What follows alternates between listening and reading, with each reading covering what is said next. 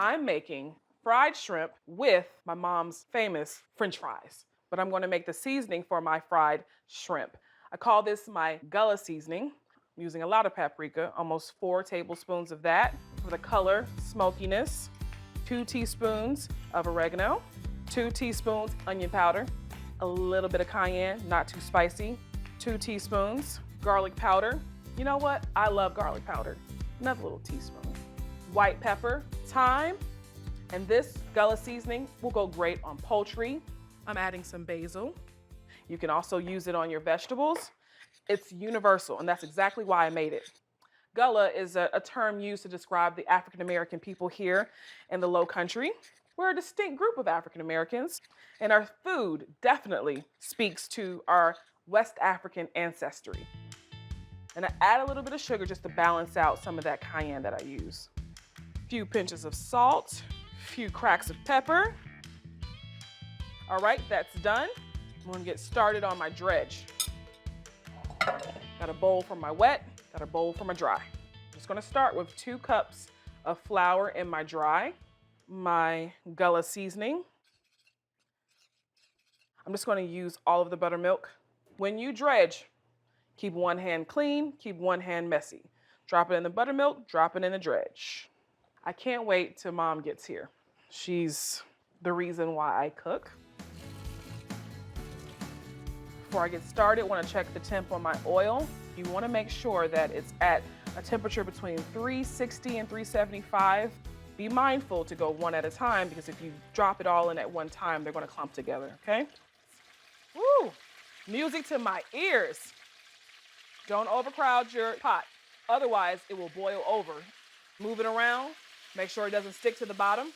And I'm looking for that golden brown color. Not too dark, not too light. That's it. That's the color I'm looking for. That's the firmness I'm looking for. It's ready to come out. And do this fast. Don't hurt yourself, but work quickly. You want a nice, even color.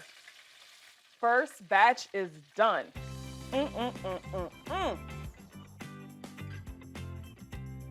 Mommy! Just in time? Ooh, let me make some fries to go with them shrimps. What you think? Remember, growing up, you would make the steak fries. I'm here to assist you in my kitchen. Okay. Well, we got my seasoning.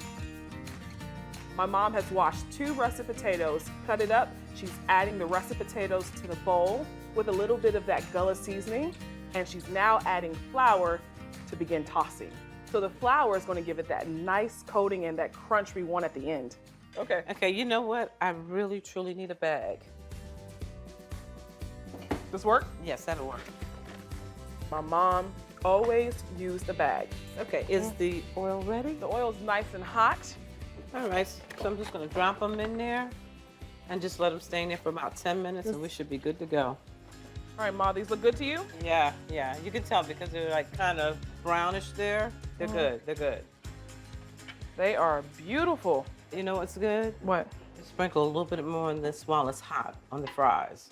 Okay, Ma, with the tidbits, Pat's facts for the day. There you are. I like it. It's my Parmesan fried onion. To start, I'm gonna chop off the top of an onion. And this is a large yellow onion. I'll place it cut side down, that way it's stable. And then I'm gonna envision that this onion is the face of a clock. I wanna make cuts in each of the hours, about a ½ inch from that center root so that it all stays together when I fry it. So I'll start at 12. I'm getting a little emotional. Gorgeous. That was the hardest part. I'll turn it over and gently separate the petals. Oh yeah, this one's really good. I've got my dry ingredients mixed up already. It's just flour, Parmesan, paprika, garlic, salt, and pepper. And for my wet ingredients, I'll start with 2 eggs. I'm so excited to eat this. And 4 cloves of garlic. This onion has big personality and big flavor. A cup of milk and salt and pepper. I'm not gonna hold back with the salt. It's a big onion. And I'll mix it up.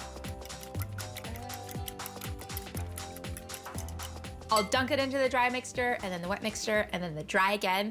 And those 3 dunks together will create this breading all over these onion petals to make it completely irresistible.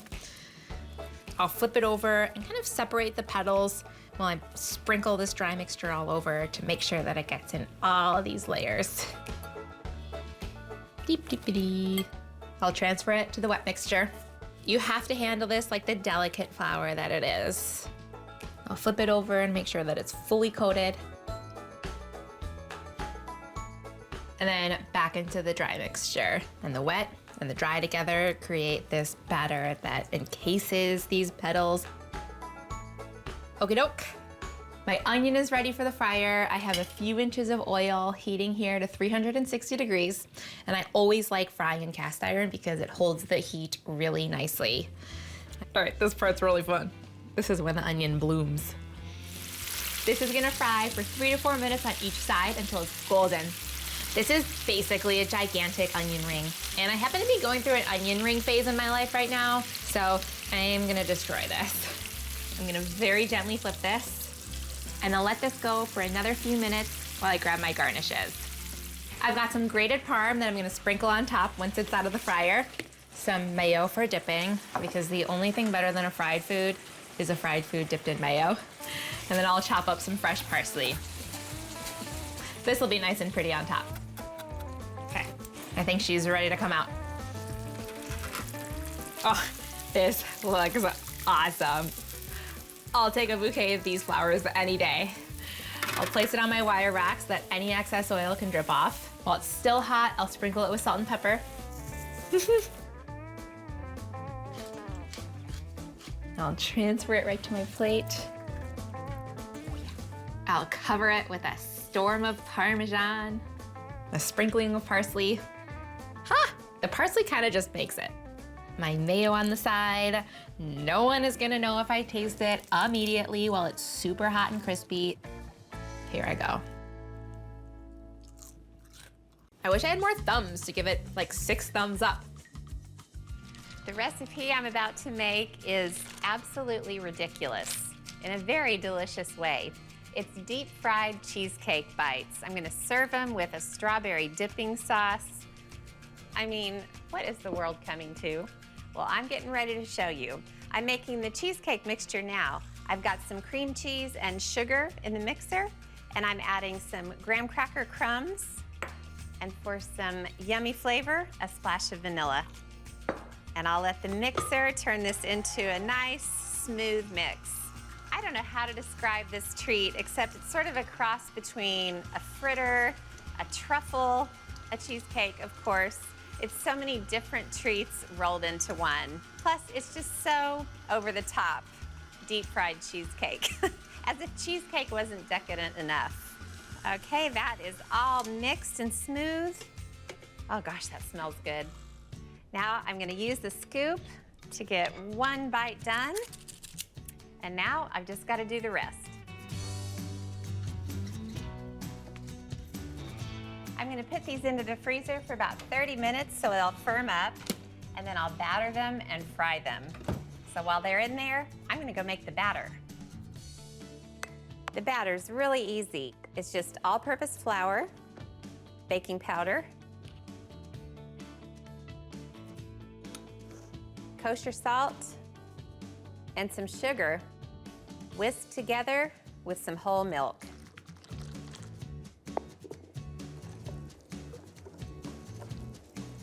When it's smooth, it's all done. So I'll just get the cheesecake bites out of the freezer and I'll be all ready to batter them. These little guys are nice and firm. So now it's on to the final step. I'm just gonna take a few of the cheesecake bites and drop them into this batter. I'll use a spoon to cover them. This is pretty much like a pancake batter. And when they're all coated, I'll grab them and just drop them into the hot oil. I want to work fast because these will fry pretty quickly. These aren't perfectly formed cheesecake bites. The batter is going to be nice and rustic on the outside. And you know how I like rustic looking things? It's basically permission for me to be messy. I need to move them around a little bit. This looks like something you'd find at a state fair. At state fairs, they basically deep fry everything, even butter. Okay, these are gonna cook for about 2 to 3 minutes until they're golden brown. Then I'll take them out to drain, fry the rest, and get them all onto the serving platter.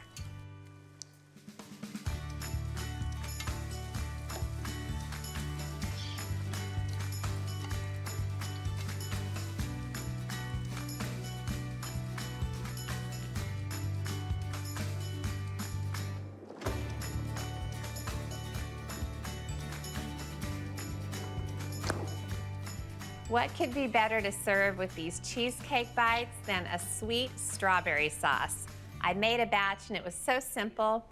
I just took 16 ounces of strawberries and put them in a saucepan with lemon juice. Added 4 tablespoons of sugar. I just cooked them down and then strained them through a fine mesh sieve. Oh, how pretty.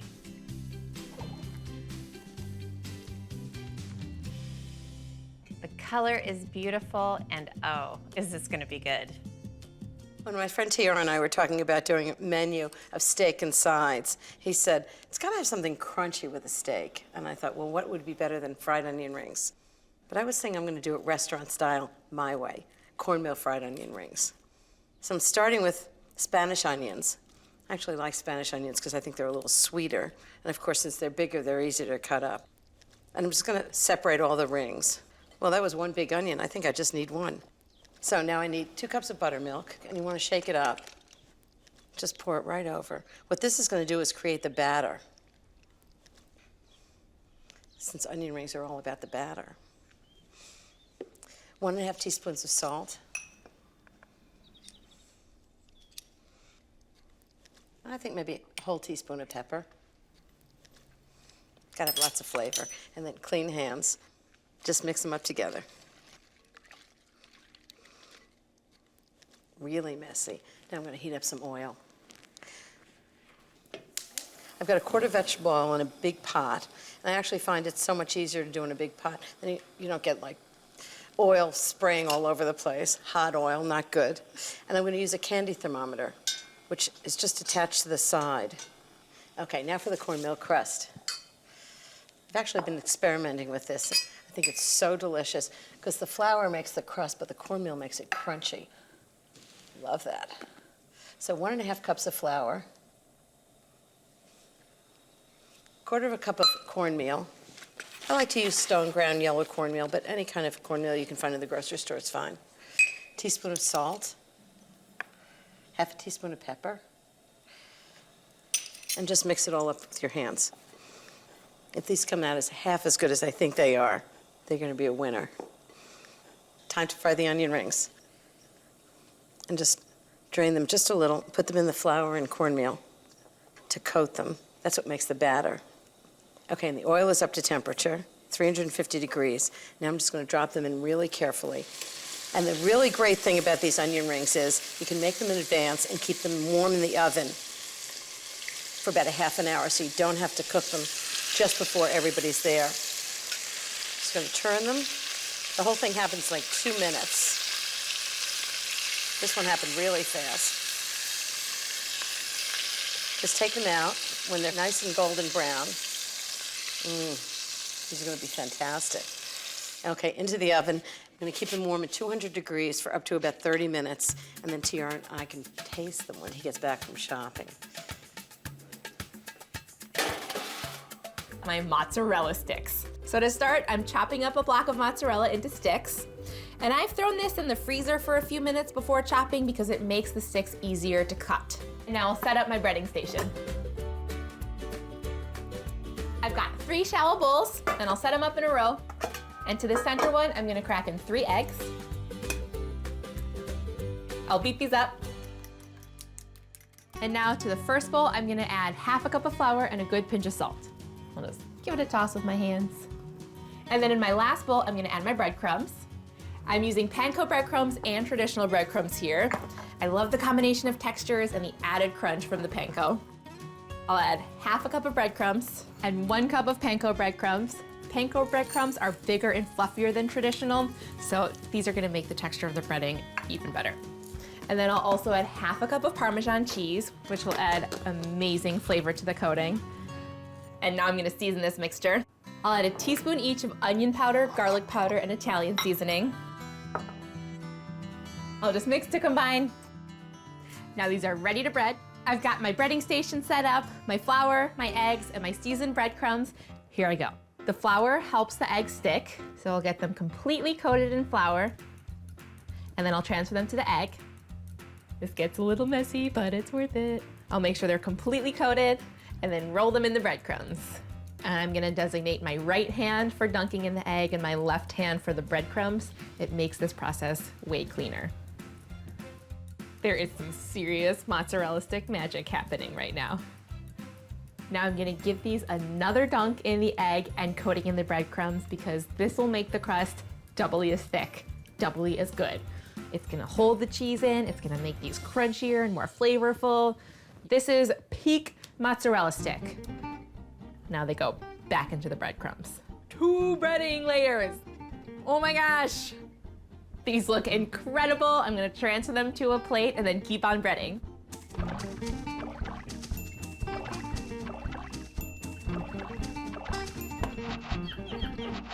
I'm ready to fry now. I have a couple of inches of oil heating up to 375. I'm gonna fry these in batches until they're golden. It'll only take a couple of minutes. It's already starting to smell really good. I think it's that Parmesan in the breading that's frying right now. Oh yeah. These are ready to come out. I'm gonna transfer these to a wire rack that I have on top of a sheet pan, and that's gonna allow any excess oil to drip off, and it'll keep them crispy on the bottom too.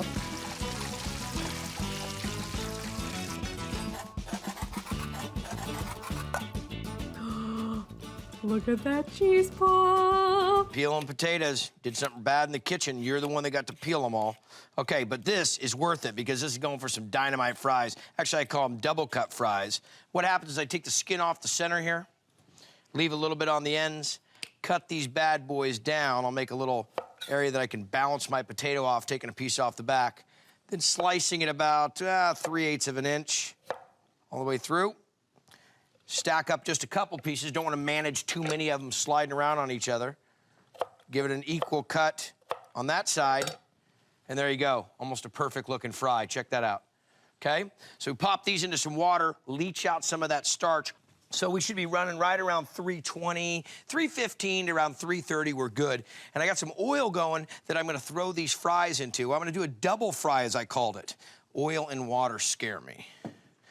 Okay? Let me get some towels. Now, what happens here is the first time I cook these, I'm really just kind of cooking the potato. I'm not really going for a browning. That's what's kind of misunderstood, I think, when people are making French fries at home. They think, well, I'll just take the fries and I'll just throw them in there.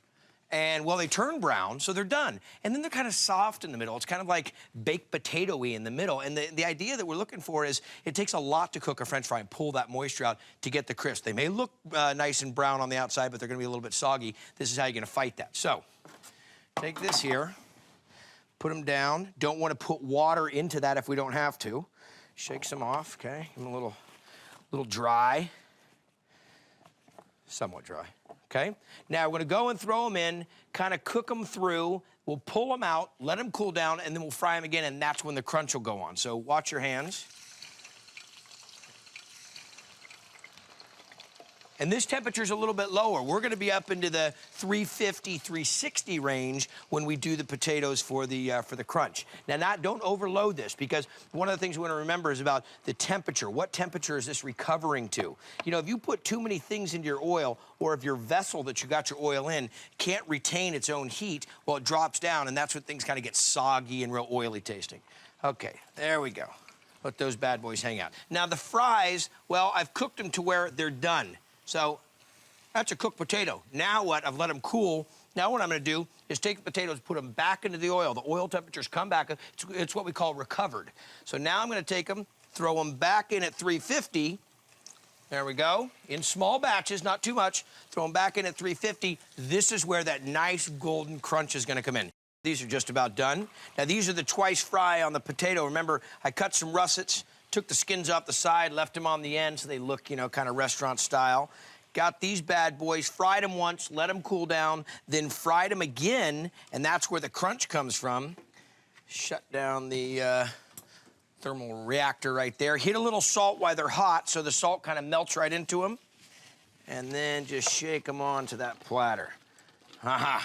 This is a big game day feed here. Buttermilk fried chicken tenders with some buttermilk waffles. That Harlem classic. Yeah, beautiful. We're going to take our chicken tenders and let it marinate or tenderize with some buttermilk. And that's one of the things that buttermilk does. It tenderizes meats. It obviously gives it a little bit of that sort of tangy flavor as well. It's also going to promote a nice juicy chicken. So we're just gonna let this marinate for about 30 minutes or so. Now we're gonna move on to our waffle mixture. I have a classic buttermilk waffle recipe that I use. 1 3/4 cup of all-purpose flour, 2 teaspoons of baking powder, 1/4 teaspoon of baking soda, and then a little bit of salt, 3 tablespoons of sugar,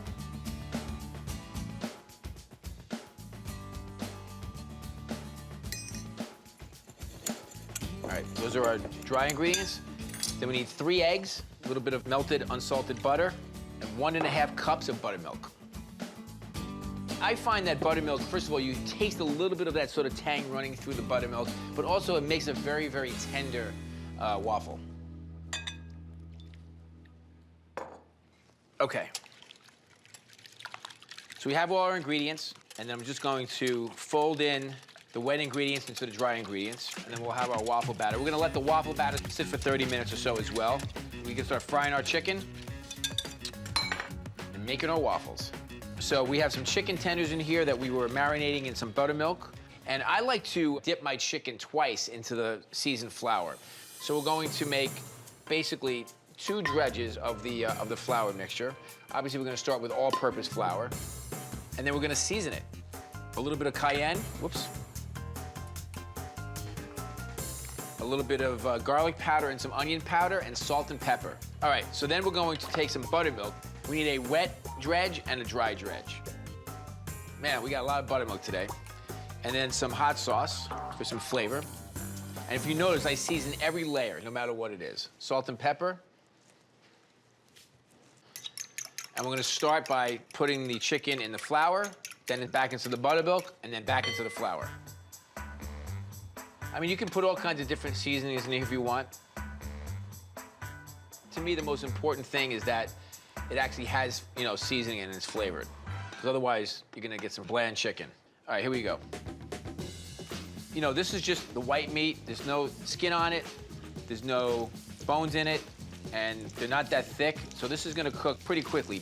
When these get golden, they're done. So while those are cooking, let's get our waffles going. I wanna make sure that our waffle iron is on high. I'm gonna paint these with a little bit of butter. And I don't like to make perfect waffles in terms of shape. I like them to be misshapen just because then they look like they're homemade. All right, so we're gonna let those cook. All right, we got our fried chicken ready to go. Now all we need is some waffles. And then we can take some of our chicken. And this is a pretty simple presentation.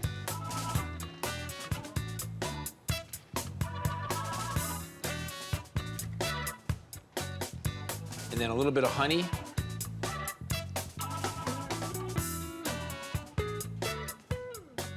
And a little bit of hot sauce. A little salt and pepper. All right, let's give it a try.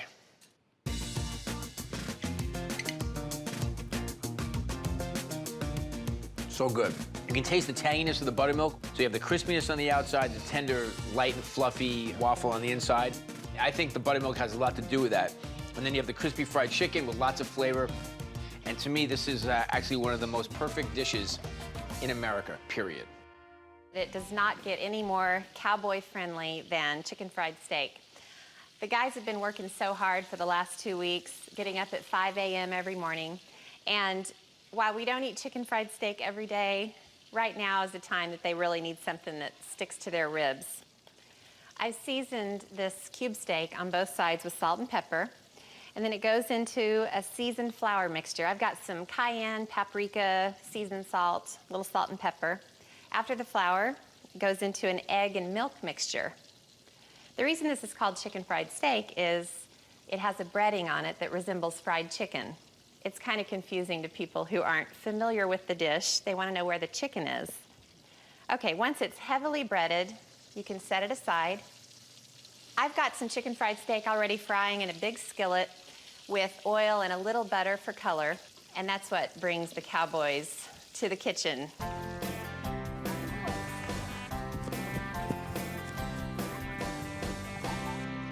This really is a great assembly line. If you just get it going, you can bread these while the other ones are cooking, take them out, and then it's ready to put the other ones on. These need to cook for about 2 to 2.5 minutes per side until they're nice and golden. Okay, the steak's all done. The mashed potatoes are in the oven, and now I'm gonna make the gravy. You cannot have chicken fried steak without gravy. It's written in a law somewhere. So I started by draining off most of the oil from the pan where I cooked the meat. And I'm sprinkling in the seasoned flour that I used to bread the steak.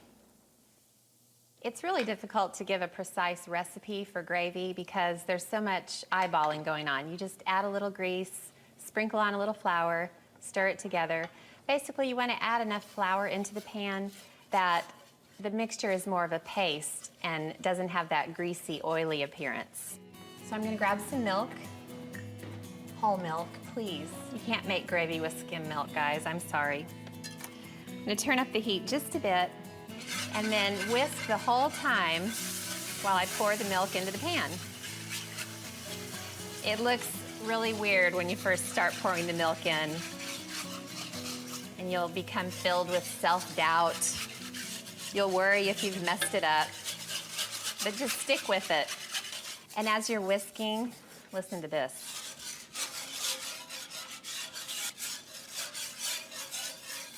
That sound you hear are the little bits of flavor that were in the bottom of the pan after I cooked the meat.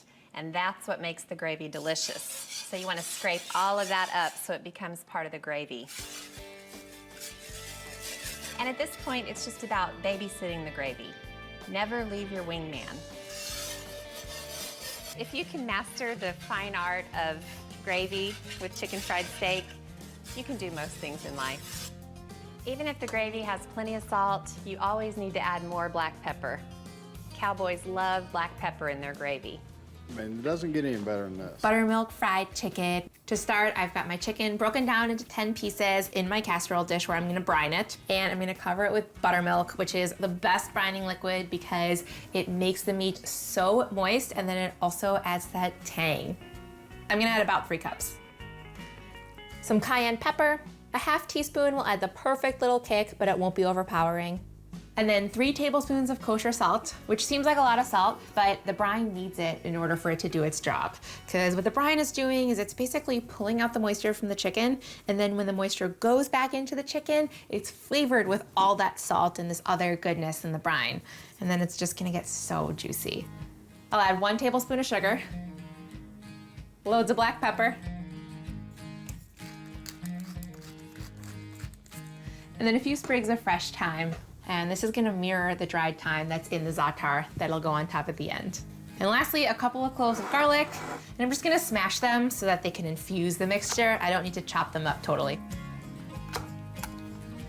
Plop these in, and then I'm gonna use my tongs to zhuzh everything around. And this is a great straightforward brine. It'd be really good with pork chops or turkey, other lean meats. The chicken is fully coated. I'll grab some plastic wrap.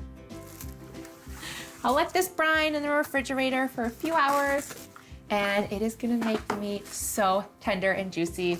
It's worth it. And now I just need to mix up my coating. So I'm gonna grab 2½ cups of all-purpose flour, ½ cup of cornstarch, which is gonna make it extra crunchy, and 2 teaspoons of baking powder, 2 teaspoons of kosher salt, and then I'll spice things up with 1 tablespoon of paprika, or 3 teaspoons if you want to get mathematical, 2 teaspoons of garlic powder, so flavorful. I feel like garlic powder is underrated. 1 teaspoon of dried mustard powder, chicken and mustard, match made in poultry heaven. and then half a teaspoon of cayenne for a little more heat. I'll crack in some black pepper. Smelling good already. And I'll whisk it together. My coating is combined. Let me grab the chicken, see if it's up from its nap yet.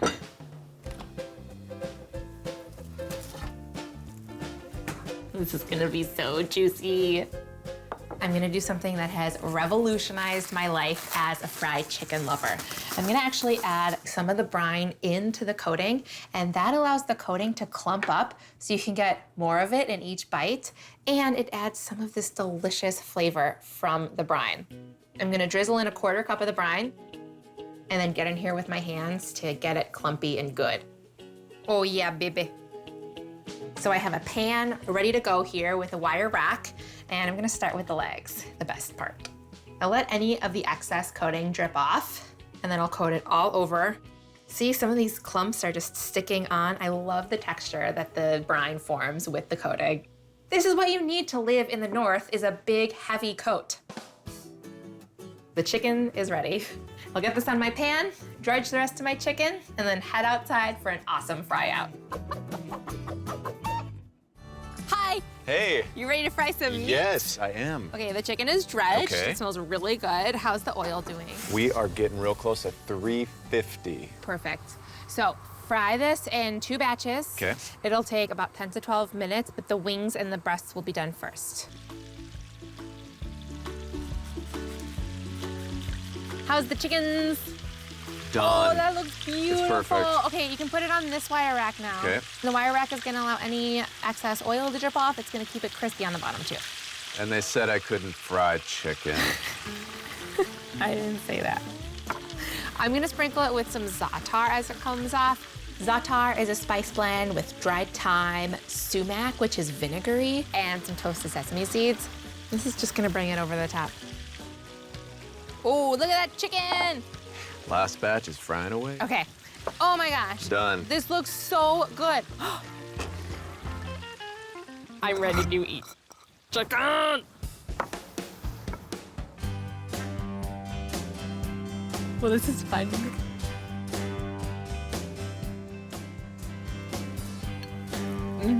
I did that. Kind of unbelievable.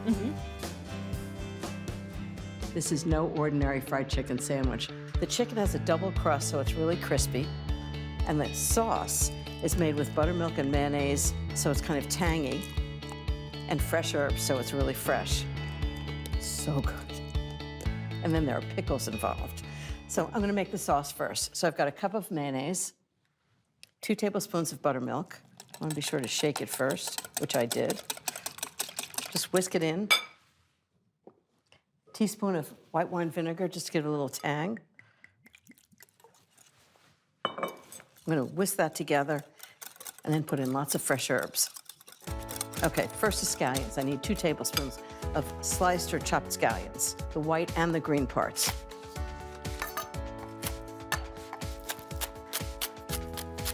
I think a lot of people use a knife by just doing it up and down, but it's really good to use the blade and have it sort of rock back and forth, and then you get the best use of it. And the scallions cut really cleanly. Okay, so 2 tablespoons, that's about 2 tablespoons. 1 tablespoon of minced chives. Got lots of onion flavor. I love chives. Okay, it's about 1 tablespoon. 1 tablespoon of minced parsley. This recipe actually originally came from Shake Shack, which is Danny Meyer's fast casual hamburger restaurant. And what's interesting is I was thinking about making fried chicken with a double coating, but I'd never actually gotten around to doing it. And that's exactly what they do with the Shake Shack chicken. So I thought, I think I'll try that. And it was amazing. So 1 tablespoon of parsley, just stir it in. Okay, a little bit of thyme, all kinds of herbs in this. I'm just gonna strip it right in, just a little bit. Give it another layer of flavor. Half a teaspoon of salt, 1/4 teaspoon of pepper, and that's it. So that's the herb mayonnaise. Now I'm gonna show you the chicken, which I'm keeping warm in the oven. Wait till you see this.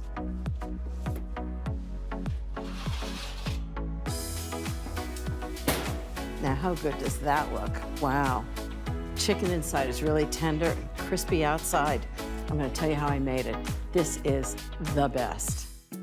There are 4 tricks to the fried chicken. First, a great marinade with 2 cups of buttermilk. The acidity tenderized the chicken. 1 sliced shallot, 2 smashed garlic cloves, 1 half jalapeno pepper, 2 teaspoons of salt, and 1 teaspoon of pepper, all stirred together. I put the chicken in the marinade and coated it. It's 6 halved chicken breasts flattened to 1/2 inch, which tenderizes them and ensures that they cook evenly. Then I put them in the fridge for 8 hours for the marinade to get into the meat and to flavor it. Next, I made a flavorful coating mix. I added 4 teaspoons of baking powder to 3½ cups of all-purpose flour, along with 2½ teaspoons of smoked paprika, a teaspoon each of cayenne pepper and celery salt, a tablespoon of kosher salt, 1½ teaspoons of black pepper, and whisk them all together. Then the third trick is that I double dip the chicken. I removed each piece of chicken from the marinade, dipped it in the flour, back into the marinade, and then back into the flour. And I promise this makes all the difference in the world. Then the fourth and final trick is how I cook it. I fry the chicken 3 pieces at a time. You don't want to overcrowd them. In 2 inches of oil, heated to 350 degrees. I cooked them for 5 minutes, flipping them halfway through. Then, when they were deliciously crispy, I put them on a rack over a sheet pan and kept them warm in a 250-degree oven while I fried the second batch. I did exactly the same with the last 3 pieces. I took the fried chicken out of the oil, put it on the rack, sprinkled on some salt, and kept all the chicken warm in the oven. Those tricks really make a difference. Okay, now I'm gonna put the sandwich together, which in the business is known as flavor build, as in where you put everything in the sandwich makes a difference in how it tastes. Bet you didn't know that. So first I'm gonna take the hamburger bun. I'm using potato buns, which I think have great flavor. I toasted them a little, 300 degrees for about 10 minutes. Put sauce on the bottom. Next I'm gonna put a piece of lettuce. I'm using Boston lettuce because it's really tender and delicious. Piece of lettuce. And then pickles. These are really good pickles, like 4 pieces of pickle. So it turns out where you put the pickle in the sandwich makes a difference in how it tastes. I don't know why the order makes a difference in how it tastes, but it just does. Okay, next is the chicken. Oops, look how good this is. Right on top, just barely fits. And then more sauce on the bun. Put that on top, and that's a Shake Shack chicken sandwich, and that one's got my name on it. Okay, that's one. I'm gonna make 5 more. Well, you can see why these are Jeffrey's favorite chicken sandwich. Mine too. And if you make them, they're gonna be your favorite chicken sandwich.